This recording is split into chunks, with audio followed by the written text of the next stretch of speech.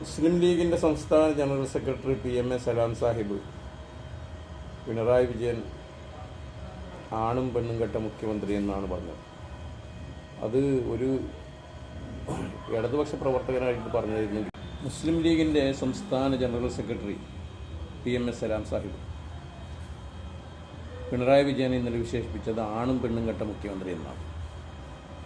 അതൊരു ഇടതുപക്ഷ പ്രവർത്തകനാണ്, അല്ല ഒരു CPMൻ്റെ ഒരു നേതാവായിരുന്നു പറഞ്ഞിരുന്നതെങ്കിൽ ഇവിടുത്തെ സാംസ്കാരിക ലോകം എങ്ങനെയായിരുന്നു പ്രതികരിക്കുക എന്ന് നമ്മൾ പല കാര്യങ്ങൾക്കും കണ്ടതാണ്.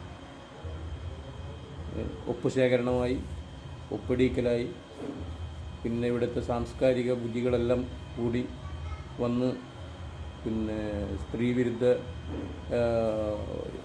ഇത് പറഞ്ഞു അങ്ങനെ കുറേ പ്രശ്നങ്ങളാവും. ഇപ്പോഴായിരിക്കും ഒരു പ്രശ്നമില്ല. അപ്പോൾ ആ മനുഷ്യന് ഇതിനൊന്നും മറുപടി പറയലില്ല. ഇതിന് കുറച്ച് ദിവസം മുമ്പേ വേറൊരു ഒരു പെൺകുട്ടി, ഒരു സ്ത്രീ നരകിച്ച് മരിക്കുന്നു എന്നൊക്കെ പറഞ്ഞു. അതിനും ഒരു വർഷങ്ങളായെന്ന് തോന്നുന്നു, ഒരു വർഷത്തിന് മുകളിലായെന്ന് തോന്നുന്നു. കാസർഗോഡ് ഒരു സ്ത്രീ മുദ്രാവാക്യം വിളിച്ചത് വളരെ ഇതായിട്ടാണ്, നായിൻ്റെ മോനെ എന്നാണ് ഒരു പ്രകടനത്തിൽ കൂടിയുള്ള മുദ്രാവാക്യം വിളിച്ചത്.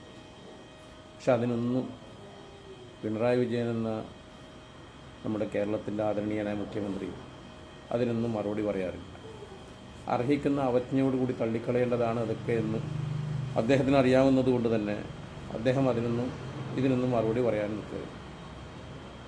പക്ഷേ നമ്മൾ കേരളത്തിൽ ജീവിക്കുന്ന നമ്മൾ അതിന് പ്രതികരിക്കണം എല്ലാവരും.